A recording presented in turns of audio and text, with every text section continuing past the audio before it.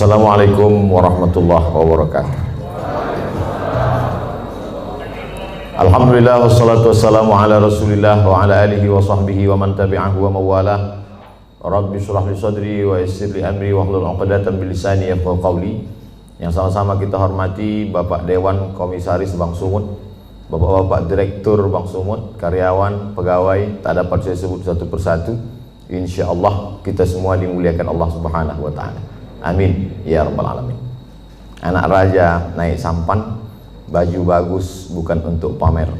Bagaimana tahu muka tampan kalau muka ditutup masker? Itu pantunnya baru dapat aja tadi. Jadi sekarang ini banyak orang yang galau, yang tak punya duit galau, yang punya duit makin galau.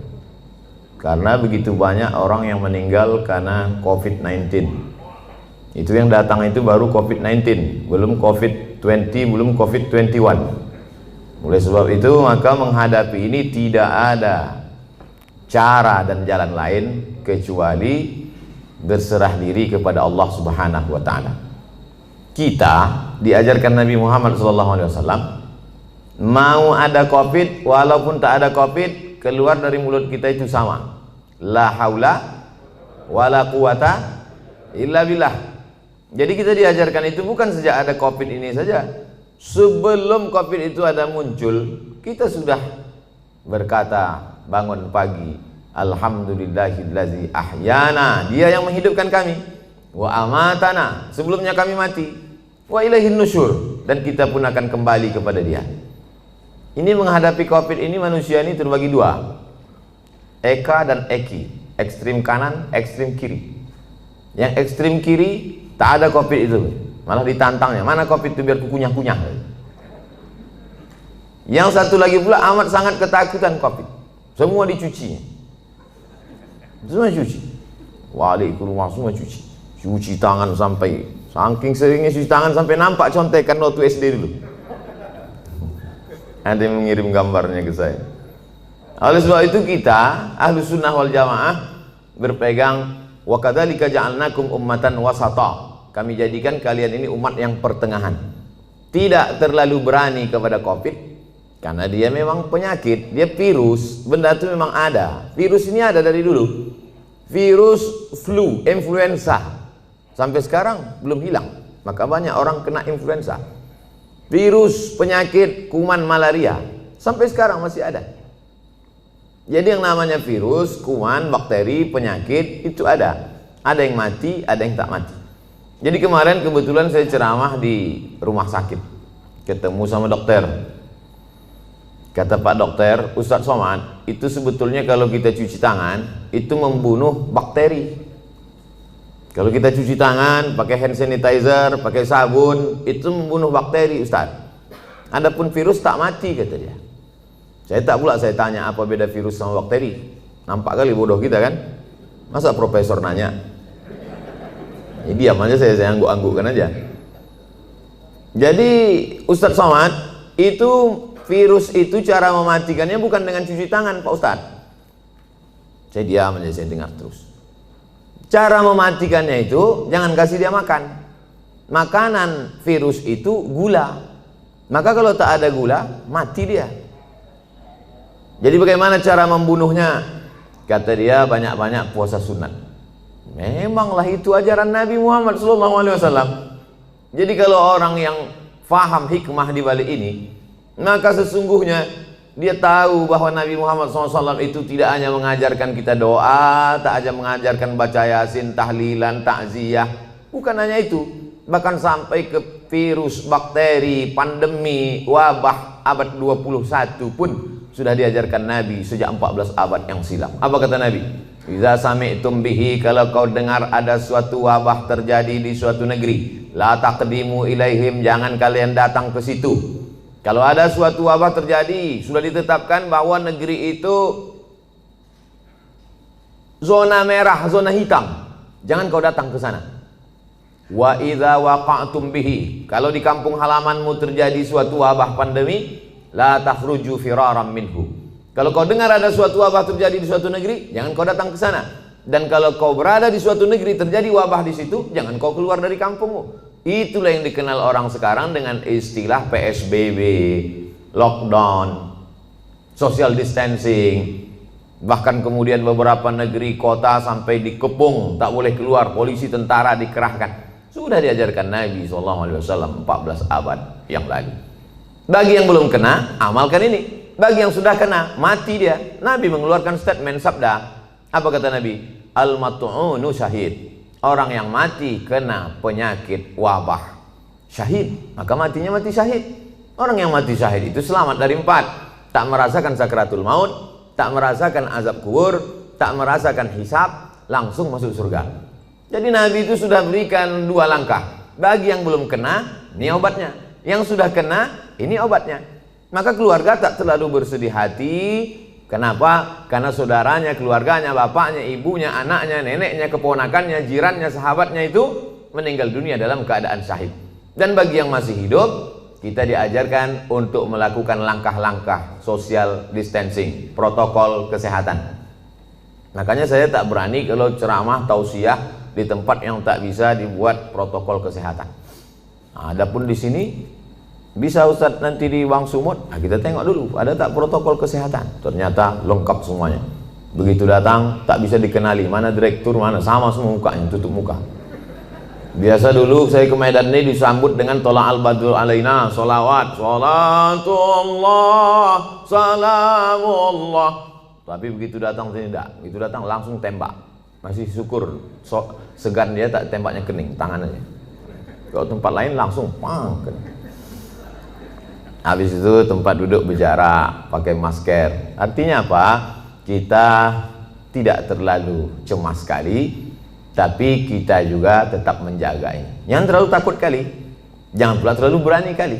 Nah, kita tetap macam biasa aja. Coba kalau kita terlalu cemas, terlalu takut, terlalu ngeri, iman kita jatuh, imun kita turun, di situ dia masuk. Jadi agak beranikan sedikit, biar jangan apa kali COVID itu. Gitu kalau orang Medan. Kalau orang Jakarta kan kalau ada AC mati kan dibilangnya, lu tolong hidupin tuh AC biar agak dinginan dikit. Kalau orang Medan enggak, apa tolong kau hidupkan apa itu biar jangan apa kali.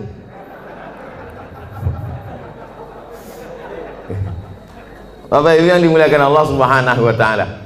Qul, katakanlah, lan yusibana illa ma kataballahu lana. Tidak ada yang menimpa kita kecuali sudah ditetapkan Allah Ta'ala untuk kita.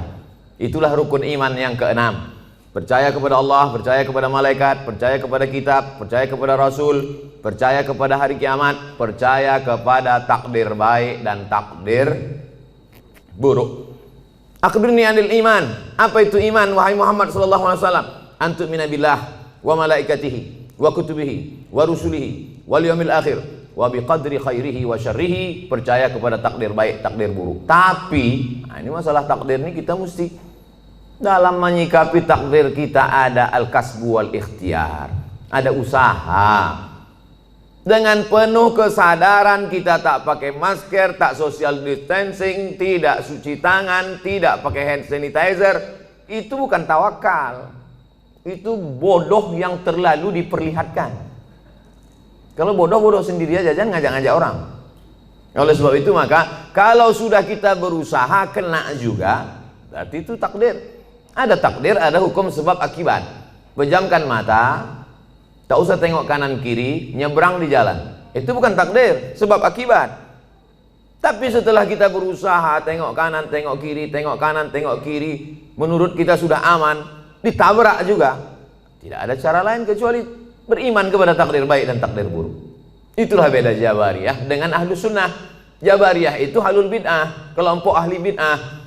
Kenapa disebut bid'ah? Karena dia membuat-buat ajaran yang tidak diajarkan Nabi Muhammad SAW. Jabariyah artinya terpaksa. Kata dia hidup ini terpaksa, tak ada pilihan. Kenapa kau tak pakai masker? Aku terserah aja lah, mau mati matilah. Oh, tak bisa begitu. Kita harus ada ikhtiar, harus ada usaha. Begitu juga dalam masalah mengambil rezeki, begitu juga dalam masalah menolak bala. Itu semua air minum yang di depan meja itu, di depan kami, di depan saya tadi, itu memang sudah diperuntukkan untuk saya. Air minum itu untuk saya, kue kotak itu untuk saya. Tapi karena saya tak ada usaha untuk membuka dan meminumnya, maka saya tak bisa ke mulut saya. Walaupun sudah diuntukkan untuk saya. Itu tentang masalah menarik rezeki. Begitu juga dengan menolak bala. Kalau tidak ada usaha ikhtiar dari kita, bawa sepeda motor kerja, dikunci stangnya. Habis itu beli pula gembok, kunci ban depan. Habis itu rantainya digembok pula. Kemudian ban belakang itu ikatkan ke pohon pinang. Pas pulang sore, diambil pencuri itu sama pokok-pokok pinangnya sekalian. Maka itu takdir. Itu takdir namanya. Beriman kepada takdir baik, takdir buruk. Tapi orangnya cengengesan, lalu kemudian tak tentu arah, entah bagaimana ceritanya, otaknya tak fokus, mau berangkat, ditinggalkannya kunci situ, naik dia ke atas, asik nelpon, iya betul, kiki, tinggal kunci. Habis itu turun ke bawah, lapor sama security, Pak security, motor saya tinggal hilang. Gimana keadaannya? Tadi saya tinggalkan kunci. Ah mampuslah kau, kata dia. Kenapa? Berarti kurang usaha, tak ada ikhtiar. Itu yang diajarkan Nabi Muhammad SAW. Jadi ke suatu ketika seorang sahabat masuk ke dalam Masjid Nabawi. Ditanyanya Nabi, ya Rasulullah, itu ontaku di luar, belum kutambatkan. Aqiluha wa atawakal, utliquha wa atawakal. Ku lepaskan aja begitu baru aku tawakal, atau ku tambatkan dulu ke pokok kurma baru bertawakal. Kata Nabi, kau ikatkan dulu, kau tambatkan dulu baru kau bertawakal. Sebetulnya itu pikiran sederhana saja. Cuman sahabat ini mau ngetes cemana sebetulnya ajaran Islam ini. Apakah perlu usaha atau tawakal saja? Kata Nabi, kau tambatkan dulu, kau ikatkan dulu, kau yakinkan dulu dia tak lari. Setelah itu barulah kau tawakal kepada Allah. Begitu dalam masalah mencari rezeki, begitu juga dalam masalah menolak bala. Wa iyam sasqallahu bidurrim fala kashifa lahu illahu. Kalau kau ditimpa suatu musibah, penyakit, kehilangan, kebakaran, tumpur, hilang, bangkrut, tidak ada yang bisa menyingkapkannya kecuali Allah. Wa yuridka bi khairin fala radda li fadlih. Tapi kalau Allah mau ngasih kau rezeki, mau menaikkan jabatanmu, maka tak pula ada yang bisa menolaknya. Itulah makanya setiap subuh kita katakan raditu billahi Rabbah, aku ridha menerima segala sesuatunya. Hanya saja kadang orang kita ini salah pasang. Kalau ada terjadi sesuatu musibah terjadi, dia katakan ikhlas ya, ikhlaskan aja. Sebetulnya yang tepat itu bukan ikhlas, ridha. Ridha menerima ketetapan Allah Subhanahu wa taala. Ridha itu bahasa kitanya apa? Ridha itu artinya plong, berlapang dada. Seperti ridhonya orang mati dimandikan oleh orang yang memandikan jenazah. Begitulah ridha kita kepada takdir ketetapan Allah. Sebagaimana orang mati dimandikan. Ibu, bapak pernah menengok orang mati waktu dikorek hidungnya melawan dia? Yang kau cucuk-cucuk hidung gitu? Tak ada. Terserahlah, mau kalian cucuk hidungku, telingaku, terserah. Makanya waktu kita masih hidup ini baik-baik sama orang. Nanti balik dari sini cari di RT RW itu siapa yang memandikan jenazah, baik-baik sama dia. Kalau kita sombong-sombong sekarang, pas kita mati nanti disemprotnya pakai dorsmir. Apalagi Bank Sumut ada program santunan, santuni mereka memandikan jenazah, orang yang menguburkan, orang yang supir ambulan. Kalau mati kita, supir ambulan tuh baik sama kita, pelan-pelan dibuatnya, lari-lari 20. Coba kalau kita sombong angkuh, dibuatnya 120, rantuk-antuk kepala kau di belakang. Nyawa baru tercabut, sakitnya belum hilang, lempang. Baru kau tahankan dulu, sombong kali kau kan, kata dia. Oleh sebab itu maka ini semua adalah bagaimana kita menyikapi hidup. Hidup ini dari dulu sampai sekarang begini-gini aja. Dari sejak zaman Nabi Adam sampai Adam Smith, hidup ini begini-gini aja. Yang kaya sombong, yang punya jabatan sombong, orang miskin susah melarat, mau mati aja bawaannya. Jadi tinggal kita bagaimana menyikapi hidup. Dulu yang hidup di Medan ini datuk nenek moyang kita. Habis masa mereka datanglah masa ayah emak kita. Habis masa mereka sekarang masa kita. Ini sedang hijau-hijaunya ini. Ibarat baru bertunas hijau, berbatang, mekar, berputih, berbuah, kuning, layu, mati. Yang di hadapan saya ini hijau-hijau semua. Maskernya maksudnya. Sampai masanya kita akan menguning dan layu. Saya ini agak kuning sedikit. Habis itu tak lama ini layu dan mati. Kemudian datang masa anak kita. Hidup ini singkat Bapak Ibu. Tapi kalau salah kita menyikapi hidup, penyesalannya luar biasa. Takut mati, takut pensiun, takut tak ada duit, takut susah, takut tak ada kerja, pergi ke dukun. Pak dukun, tolong aku. Dalam hati dukun tuh, aku udah lama juga minta tolong sama hantu ini, kata dia. Minta tolong lah pula sama dukun. Ilaha illallah Muhammadur Rasulullah. Tidak ada tempat minta tolong kecuali hanya kepada dia. Itulah yang kita katakan 17 kali sehari semalam. Iyyaka na'budu wa iyyaka nasta'in. Iyyaka na'budu, hanya kepada Kau saja aku minta tolong. Iyyaka nasta'in, hanya kepada Engkau aku beribadah, kepada Engkau saja aku minta segala pertolongan. Makanya waktu subuh, sebelum terbit matahari, sebelum masuk kantor, sebelum kerja, itu dulu yang ditanamkan dalam diri. Tidak ada tempat minta tolong kecuali dia. Makanya ayatnya diatur oleh Nabi. Ayatnya tak boleh ganti-ganti. Ayatnya mesti itu, tak boleh tukar-tukar. Qabliyah subuh, rakaat pertama kuliah, rakaat kedua hanya dia saja. Waladdallin, amin. Qul huwallahu ahad, esa, tunggal tak berbilang.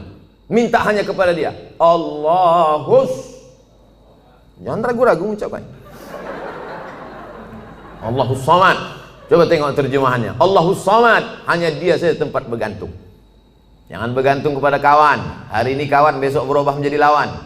Jangan bergantung dengan atasan. Besok masanya berganti atasan, berubah dengan yang lain. Jangan bergantung dengan siapapun. Ibu jangan terlalu bergantung dengan bapak. Nanti bapak itu kawin lagi, ibu stres. Provokator Ustaz nih. Enggak. Aku cuman, beban ini sama-sama berat. Tapi kalau kita siap dengan tak siap, itu beda. Kita tak siap menerima beban ini, akhirnya kita down, jatuh. Ini ada semen. Kita tanya dulu beratnya berapa? 1 sak. Yakinkan bahwa 1 sak itu 50 kilo. Sehingga ketika dia datang kita siap. Jangan kita tanya sama Ustaz, Ustaz, 1 sak zakat fitrah itu berapa? 3 kilo. Itu 1 sok. Disangkanya 3 kilo, pas ditimpa tumbang, jatuh, mati. Ya kalau mati langsung, kok setengah mati? Stroke 6 bulan? Berkulit-kulit mata, tak mati-mati. Datang Ustaz Somad suruh baca doa, baca Yasin 3 kali. Alhamdulillah Pak Ustaz, udah mati. Oleh sebab itu Bapak Ibu yang dimuliakan Allah, semua kita ini mati. Tak ada yang tak mati. Michael Jackson berapa duitnya mau menyogok Tuhan supaya tak mati? Tak bisa. Dibuatkannya sudah 1 kapsul supaya dia masuk ke dalam, supaya malaikat maut tak masuk ke dalam. Sudah disebutkan Allah dalam Quran, aina ma takunu yudrikumul maut. Dimanapun kau berada, kematian akan datang menjumpai kamu. Bukan kita mencari mati itu. Mati itu datang menjumpai kita. Coba tengok bunyi ayatnya. Yudrikumul maut, mati itu datang menjumpai kamu. Jadi kalau ada orang hari ini petantang-petantang, mana mati itu? Sini, sini. Sabar aja kau. Kalau memang udah datang, nanti tak usah kau panggil, datang juga dia. Yudrikumul mautu, kematian datang menjumpai kamu, walau kuntum fi burujim musyayyadah, walaupun kau berada di tempat peti yang kokoh. Karena dulu orang kafir musyrik jahiliyah itu dipakunya kotak, masuk dia ke dalam. Ditanya sama kawannya, kenapa kau dalam? Mudah-mudahan malaikat maut tak bisa masuk ke sini.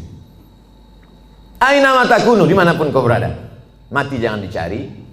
Mati tak perlu kita cari, tapi kita bersiap apa yang akan kita bawa untuk mati menghadap Allah Subhanahu wa taala. Lan tamuta nafsun qabla an tastakmila rizqaha wa ajalaha. Orang tidak akan mati sebelum 2 penuh. Rezekinya penuh, ajalnya penuh. Asal sudah penuh, jalan. Kita ini macam truk. Selama belum penuh, berhenti dia. Asal sudah penuh, jalan. Abdul Somad belum penuh lagi. Bapak-bapak di depan sama ibu ini pun nampaknya belum lagi penuh. Asal sudah penuh. Makanya wafat itu artinya penuh. Wafat artinya penuh. Kemana sih anu?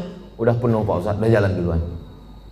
Nanti kalau nampak kawan macam-macam dia, tak sholat dia, tak zikir dia, tak sedekah dia, kasih tahu sama dia. Ku tengok kau udah agak-agak penuh ini. Bapak Ibu yang dimuliakan Allah Subhanahu wa taala. Ustaz takut tak mati itu? Saya tidak takut kali. Cuma agak takut juga sedikit. Semua hidupnya sudah saya rasakan. Disambut oleh orang-orang besar, hebat-hebat, sultan-sultan, raja-raja, udah menteri-menteri, udah. Disambut pula sampai ke hutan belantara, sampai tak ditegur orang, sudah. Masuk saya ke dalam hutan-hutan, satu pun tak ada menegur, tak ada yang kenal. Jalan saya cuek aja dia. Bapak, kata saya, kata dia. Pernah, macam-macam. Ceramah diundang orang pakai mobil mewah, pernah. Ceramah diundang pakai mobil sayur, pernah juga. Kalau pakai mobil mewah itu kita dijemput orang, buka kan kacanya. Jalan ya. Begitu sebut pakai mobil sayur, baru gini mati mesin.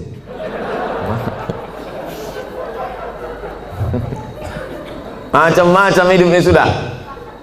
Dikurung orang dalam kamar, dicabutkannya pedang panah. Mana itu Abdul Somad, anti kebinekaan, mau kubunuh dia, mana katanya. Garangnya luar biasa. 3 bulan sesudah itu dikirimkan video, dikerangkeng dalam penjara. Mampus kau kata saya. Tapi nggak kuat-kuat kali dalam hati dia. Macam-macam hidup ini sudah. Titel sudah, LC sudah, MA sudah, doktor sudah, profesor sudah. Tinggal satu lagi, almarhum. Nah oleh sebab itu mati ini, dulu saya berpikir bahwa mati itu 63 tahun, mesti macam umur Nabi Muhammad SAW. Ternyata kawan-kawan, saya pejamkan mata, si Anu kawan kuliah saya meninggal, si Anu kawan saya dulu SMA meninggal, si Pulan kawan saya dulu sama-sama SD, sama-sama cabut kami, sama-sama mandi di sungai, meninggal. Jadi kita kalau nengok orang meninggal itu jangan tengok yang tua-tua. Itu kekeliruan kita. Nengok orang meninggal yang ubannya banyak, sehingga habis itu kita nengok di kaca, ah masih 3, masih lama lagi. Malaikat maut menengok orang mati itu, mencabut nyawa itu tidak menengok ubannya. Berapa banyak orang yang beruban tak mati-mati? KPU, kepala penuh uban.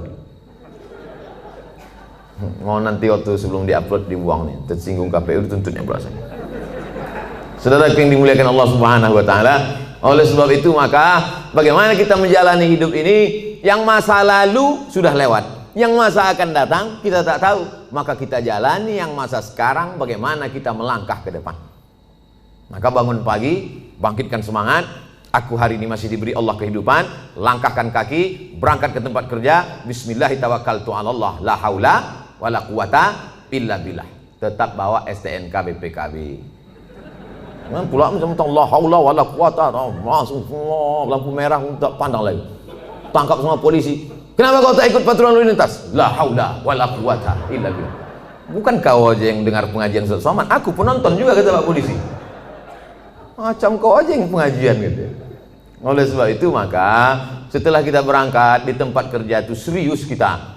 Kenapa? Karena kita mencari rezeki yang halal untuk makan, keluarga, anak, sekolah. Mudah-mudahan anak-anak kita ini menjadi anak yang soleh dan solihah. Berdoa dia tengah malam waktu kita mati. Bangun dia jam 2 malam, tahajud di bentangnya sajadah. Apa kata dia? Rabbi firli wali walidayya warhamhuma kama rabbayani shaghira. Mengalir ke makam kita macam tetesan embun di tengah gurun pasir yang panas. Lapang alam barzah kita, terang kubur kita. Bagi yang belum punya anak, mudah-mudahan diberikan Allah anak soleh soleh. Ustaz Somad doakan saya punya anak Pak Ustaz. Insya Allah. Berapa umur kau sudah? 40. Kenapa kau belum punya anak? Belum nikah Pak Ustaz. Ilaha illallah. Oleh sebab itu ada usaha dan ikhtiar. Anak-anak itu masukkan dia ke TK Quran, SD Quran, TK Quran, insya Allah. Masukkan dia ke TK Quran. Anak saya masuk TK Quran, tamat TK Quran, hafal juz 30. Coba baca, udah sampai mana tadi yang di sekolah tadi diajarkan ibu guru? Dibacanya lah. Amma yatasaalun anin naba'il azim alladzi hum fihi mukhtalifun. Kalla saya'lamun, summa kalla saya'lamun. Menetes air mata kita, karena di mata kita anak itu tak pernah besar. Kita tetaplah menengok dia ketika tapak kaki najwa jari panjangnya sejengkal. Tiba-tiba bisa dia hafal amma yatasaalun. Netes air mata kita. Masukkan dia ke TK Quran. Supaya jangan lagu-lagu itu yang dinyanyikannya. Topi saya bulat, bulat topi saya. Kalau tidak bulat, bukan omak saya kan. Usahlah lagi yang nyanyi ini juga lagi. Mulailah TK Quran, lalu kemudian masuk SD Quran. Ada terbuat situ iklan. Masukkan anak anda SD Quran 1 tahun setengah juz, tamat dia 6 tahun 3 juz. TK 1 juz, SD 3 juz, udah 4 juz. Cukuplah itu sudah. Nanti masuk pula SMP Quran. Aku tak tahan anak di pesantren Pak Ustaz. Paham saya, orang Medan tak bisa berpisah dengan anak rindu. Anak pagi mau makan lontong sayur, ayam penyet, ayam patah, ayam mati. Tak tahan masukkan ke pesantren, masukkan boarding school. Pagi sebelum berangkat kerja, letakkan dia. Belajar kau di sini anak, letakkan dia jam 7 pagi. Kita pun berangkatlah lanjut. Jam 8 sampai karena macet dan semacamnya. Lalu nanti sore pulang jam 4, jam 5 jemput dia balik ke rumah. Tahan Pak Ustadz boarding school, antarkan dia ke sana. cari ini. Ada di daerah Tembung, ada di daerah Kutalimbaru, dulu tempat saya sekolah di Darul Arafah, ada pula di daerah, banyak keliling Medan ini. Masukkan dia, sebulan sekali jenguk. Saya Pak Ustadz tak tahan, anak saya ini 3 kali sehari saya jenguk. Makan pagi, makan siang, makan malam. Memanglah berat berpisah. Sayang sama anak ini bukan kita letakkan di celak ketiak. Sayang sama dia, kita tinggalkan dia demi masa depan dia. Siapa yang bisa menjamin, menjaga dia? Siapa yang bisa diantara bapak ibu ini menjaga anak-anak kita bebas dari narkoba, bebas dari sabu, bebas dari cabut? Siapa yang bisa menjamin anak-anak kita ini cabut? Tak ada yang bisa menjamin. Kita pun dulu cabut. Saya dulu sekolah di Sisingamangaraja, Unifa, Muallimin. Pernah juga cabut ke Deli Plaza, ke Medan Plaza. Makanya waktu lewat di Medan ini saya cari manalah tempat cabut dulu, hilang udah semua. Pernah, cuma tak sering-sering kali. Saya sebetulnya tak jahat, kawan-kawannya aja. Begitu hebatnya pengaruh kawan terhadap anak-anak kita. Dan kita tak bisa kontrol kawan dia, karena pergaulan ini luar biasa. Itu mempengaruhi pola pikir. Tapi kalau kita tinggalkan dari pondok pesantren, maka insya Allah benteng terakhir. Bapak ibunya sudah selamat insya Allah. Tapi ini generasi kita ini kalau tidak kita selamatkan, kita carikan dia rezeki yang halal. Melangkahkan kaki dari rumah, aku meninggalkan semuanya ini wahai anakku adalah untuk mencarikan nafkah engkau yang halal, supaya kau jadi orang, supaya kau jangan jadi hantu setan, supaya kau nanti selesai kuliah, supaya kau menjadi berbakti kepada negara, bangsa, agama, orang tua. Maka niat kita itu sampai mati kita. Man mata duna malihi fahuwa syahid. Siapa yang mati mempertahankan harga dirinya, harta bendanya, maka matinya mati syahid, kata Nabi SAW. Dalam mencari nafkah ini pergi, capek, keluar kota, segala macam, meninggal dunia, maka matinya tetap mati syahid. Syahid itu tidak hanya orang yang berjuang fisabilillah di Palestina, tidak, tapi orang yang mencari harta yang halal. Oleh sebab itu tetap semangat. Ini banyak orang yang memisahkan diri. Kalau di masjid, semangat. Kalau sedang umroh, semangat. Pas di kantor, lesu, letoy, loyo, lunglai, mau mati. Pas ada gajian, baru semangat. Apa ini? Hancurlah negara ini kalau semangat kita ini hilang. Ada pula orang memahami agama itu hanya untuk mati saja. Aku sebetulnya malas dengar pengajian ini. Kenapa? Itulah Ustaz itu sedikit cerita mati aja. Cerita mati aja. Memanglah kita ini mau mati, tapi pengajian itu adalah membuat kita bersemangat apa bekal yang akan kita bawa sebelum kita mati. Makanya yang kaya-kaya, yang hebat-hebat sebelum mati bangun masjid. Apa nama masjidnya? Ya terserah. Macam-macam nama masjid. Ada sebutnya masjid nama dia, ada masjid itu dibuatnya Al-Ikhlas, ada masjid At-Taqwa. Tadi subuh kami pengajian di masjid Jami'atut Taqwa, tinggi hampir 2 meter. Kata panitia pembangunan masjid, ini Pak di bawah ini tanah. Enggak, dicor semuanya, entah berapa molen kata dia. Hebat betul. Tak ada lagi tanah di Medan. Banyak betul duit orang Medan. Di mana-mana masjid pakai timbun tanah liat, tanah merah. Dia enggak, pakai cor. Artinya apa? Luar biasa kemampuan orang. Harus ada tekad dalam hati yang punya duit. Sebelum aku mati, aku bangun masjid. Tapi tak perlu pula kita buat di update status. Sebelum mati, bangun masjid. Like and share. Paling tidak kita, dalam hati kita, tekad kita. Tak sanggup saya bangun masjid Pak Ustadz. Saya ini tak bisa bangun masjid Pak Ustadz. Bangun rumah saya aja 3M. Wah, banyak kali duit kau. 3 kali minjam Pak Ustadz.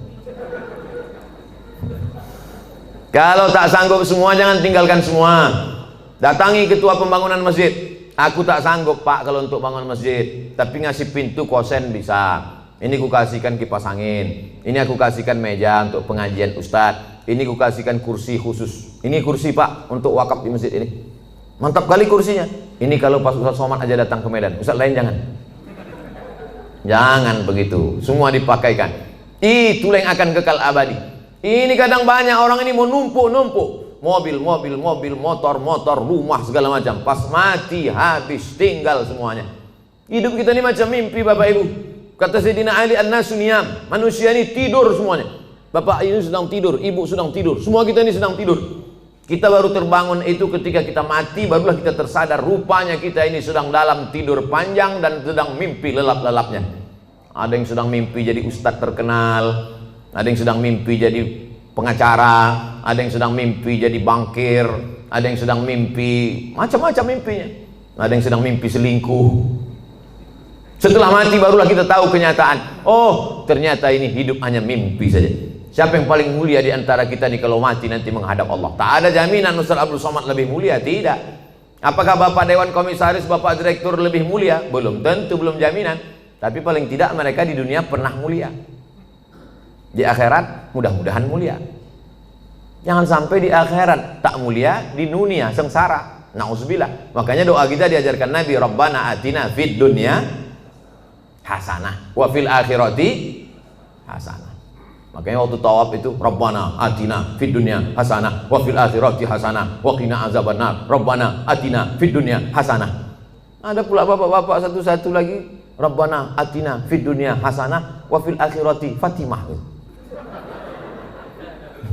Itu yang ngasih bimbingan manasik haji saya tahun 92 dari embarkasi Polonia Medan. Saya berangkat bulan Mei 1992 dari embarkasi Polonia Medan. Belum ada Kuala Namu lagi waktu itu. Lalu kemudian datanglah Ustadz, lupa saya nama Ustadznya, ngasih manasik haji. Dia yang cerita itu. Ada jamaah haji dari Medan, kata dia berdoa di samping Ka'bah, Rabbana atina fid dunya hasanah wa fil akhirati Fatimah. Dipanggil sama Ustadz. Kenapa kau sebut Fatimah? Kalau ku sebut dua kali hasanah, marah Hasanah. Biniku yang kedua Fatimah. Itulah pentingnya kita paham apa yang kita doakan ini. Artinya semangat saja tak cukup. Kita mesti berdoa kepada Allah Subhanahu wa taala. Allah itu suka kita meminta, kata Nabi, sisa'an alih. Walaupun ketika selapmu, sendalmu putus.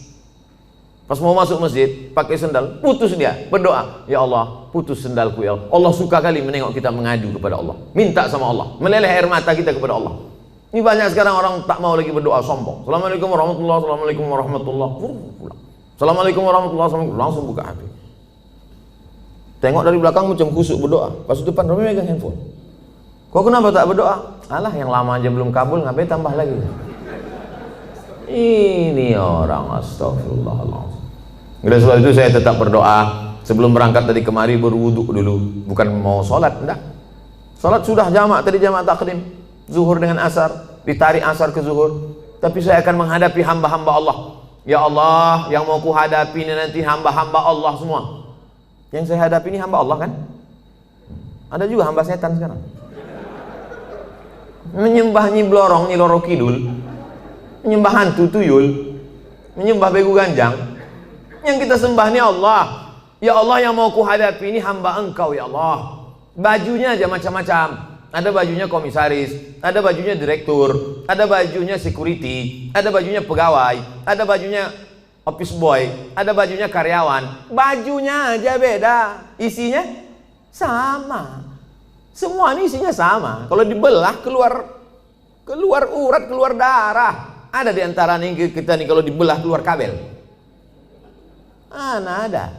Sempat ada di sini dibelah keluar kabel, dua kemungkinan. Kalau tak Robocop, Transformer. Nggak ada.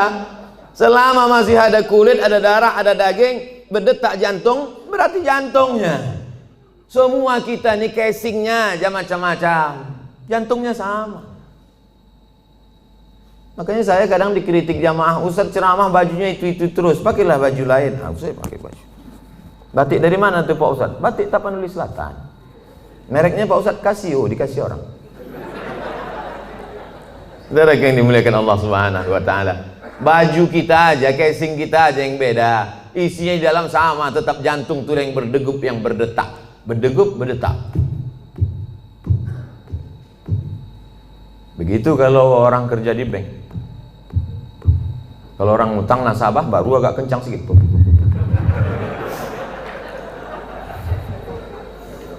Ini kan yang di depan saya ini banyak-banyak semua duitnya. Tadi pagi, tadi malam kami makan sama Ustaz Somad, orang yang paling banyak duit di Sumatera Utara, inilah dia. Semua duit orang Sumatera Utara dia megang.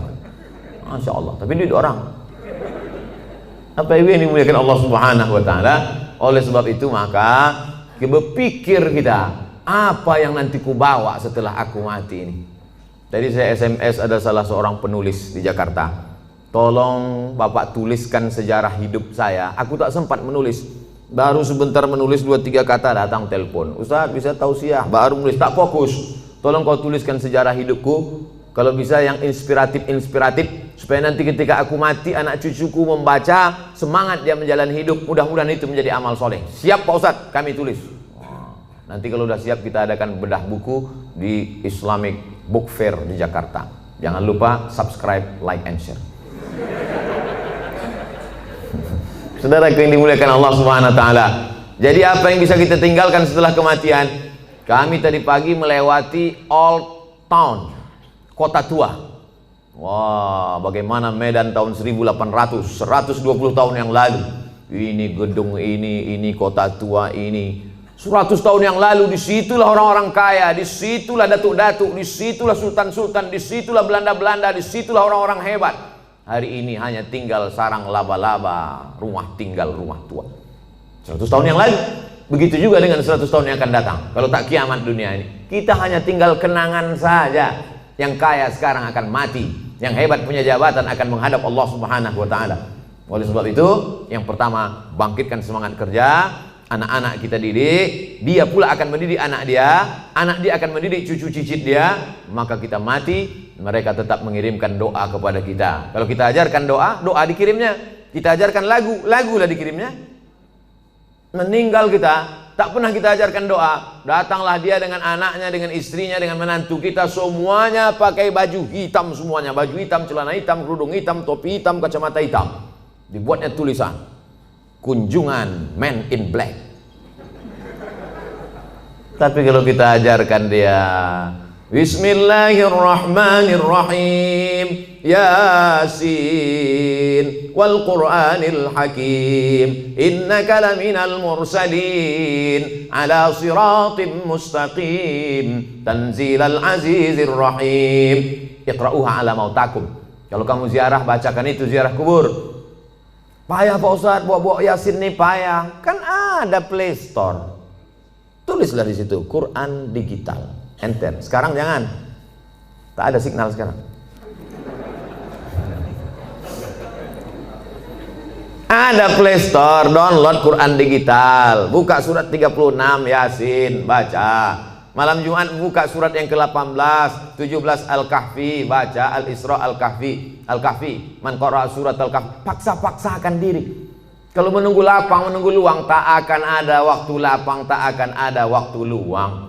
Nantilah Pak Ustadz, udah agak-agak besar anak sedikit, nanti waktu lapang luang baru saya baca Quran. Tak ada. Sempat-sempatkan diri dari sekarang. Ibu-ibu alhamdulillah menyempatkan diri pengajian. Di wirid Yasin di daerah perumahan, di daerah ikut, pengajian-pengajian di kantor ikut. Kau tak ngaji? Nantilah udah anak-anak besar. Anak besar makin sibuk. Kau tak ngaji? Nantilah anak nikah. Anak nikah makin sibuk bercucu. Ibu ini kenapa tak datang lagi? Jaga cucunya Pak Ustadz. Padahal kalau kita mati bukan mau cucu itu ikut. Pernah Bapak Ibu nengok orang meninggal cucunya ikut? Gak ada, paling nangis saja di atas. Nenek, gitu. Mau kau masuk? Enggak.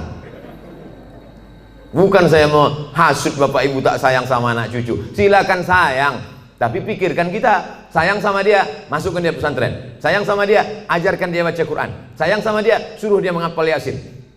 Yang paling bagus baca Yasin.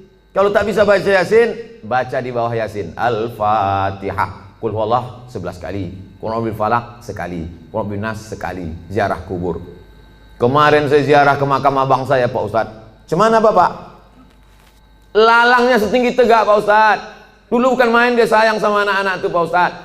Setinggi tegak lalangnya Pak Ustadz. Itu menunjukkan mereka tak pernah ziarah. Kalau mereka datang, apalah salahnya, apalah susahnya kalau mereka bawakan mesin potong rumput. Padahal dulu waktu hidup almarhum itu dikasihnya rumah, dikasihnya mobil, dikasihnya kebun. Setelah dia meninggal, mesin potong rumput pun tak terbawakan orang itu Pak Ustadz. Jadi Bapak kemarin ziarah ke abang apa Bapak itu begitu tinggi lalang? Iya Pak Ustadz. Berarti selama ini Bapak tak ziarah juga? Saudara kandung pun tak ingat, anak kandung pun tak ingat. Ustadz Somad masih ingat ziarah? Ya, kami jalan darat dari Pekanbaru. Saya sempatkan sampai pula di kisaran jam 10, jam 11 malam. Tetap saya ziarah jam 12 malam. Jam 12 malam ziarah. Tak takut Ustadz sama hantu. Hantu itu takut sama saya. Saya sama hantu. Tuh katanya. Kita takuti Ustadz Somad. Tak usah, kita yang takut sama dia. Sok hebat kali Ustadz Somad. Bapak Ibu yang dimuliakan Allah Subhanahu wa taala, kita bacakan ketika ziarah kubur salam. Ketika lalu kita ucapkan salam. Assalamualaikum ya ahlad diyar minal mu'minin wa inna insyaallah bikum lahiqun yarhamullahul mustaqdimin wal mustakhirin nas'alullaha lana wa lakumul afiyah. Oh, panjang ternyata salamnya Pak Ustaz. Ya, itu yang diajarkan Nabi. Kami selama ini pendek aja Pak Ustaz. Apa salamnya? Assalamualaikum ya ahlal kubur. Jadilah daripada tidak salam sama sekali. Bagus kalau Bapak Ibu punya duit, buatkan baleho besar. Saya sangka larangan mengucapkan salam ke kubur. Buatkan baleho agak-agak sebesar itu. Saya kira kalau cuma sebesar itu tak sampai 500.000, bawakan ke baleho, buatkan, tempelkan di daerah-daerah kubur. Kalau ada duit 500.000, buat 5. Berapa ini satu ini Pak? Bapak tukang digital printing. Kalau satu ini berapa Pak? 150.000. Ini untuk salam untuk orang kubur. Nanti Bapak kalau mati dapat syafaatnya juga. 100.000, ambillah. Takut dia. Buatkan 5. Buatkan 5, tempel di beberapa kubur yang ada di Medan ini. Sehingga nanti kalau orang lewat di kubur itu, dia sempat mengucapkan salam. Assalamualaikum ya ahla diyar minal mu'minin wa inna insyaallah bikum lahiqun yarhamullahu mustaqdimin wal mustakhirin nas'alullaha lana wa lakumul afiyah. Syukur-syukur sempat dia membacakan Al-Fatihah untuk semua yang ada di daerah makam ini. Assalamualaikum Al-Fatihah. Itu baik sekali. Simple amal kita, tapi bermanfaat. Ini saya tengok baleho besar-besar, tak ada manfaatnya. Buat baleho besar. Kalaupun mau dibuat tambahan di bawah, boleh. Jangan lupa coblos nomor sekian. Berpikir simple, tapi bermanfaat untuk orang banyak. Saya sudah bicara lebih kurang 50 menit. Sekarang jam 5:15. Saya jawab beberapa pertanyaan.